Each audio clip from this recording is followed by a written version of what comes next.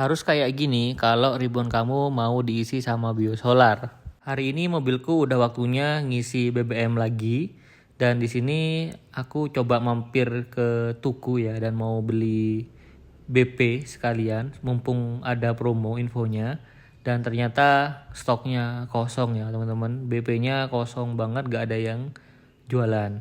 Dan di sini aku coba mampir ke rest area akhirnya. Di rest area kebetulan lagi di tol, dan bisa kalian lihat harga Dex-nya masih mahal 23.900 dan harga biosolarnya masih 6.800 ya teman-teman, tidak ada perubahan. Di sini aku mau isi biosolar lagi saja karena memang harga Dex masih tergolong cukup tinggi ya teman-teman. Dan di sini ribbon aku sudah aku eksperimenin dengan biosolar. Ini ribbon yang Euro 4 tahun 2026 yang terbaru. Ini aku akan isi biosolar terus ya sementara. Dan sini aku sudah di antriannya biosolar, di mana antrian biosolar itu jadi satu dengan antrian Pertalite dan juga antrian Dexlet, dan antriannya yang nggak panjang-panjang banget juga. Dan di sini kemungkinan aku akan antri cukup 10-15 menit.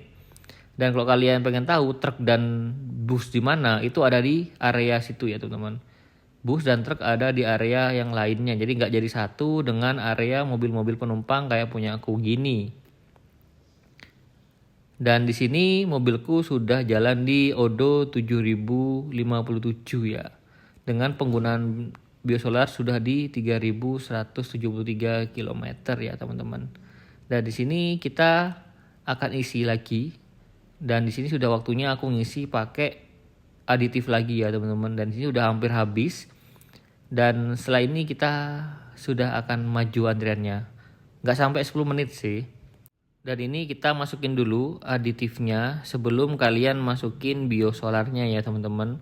Karena biosolar itu harus dimasukkan setelah aditif ya. Lanjut pengisian biosolar. Tuh ngisinya lumayan murah ya.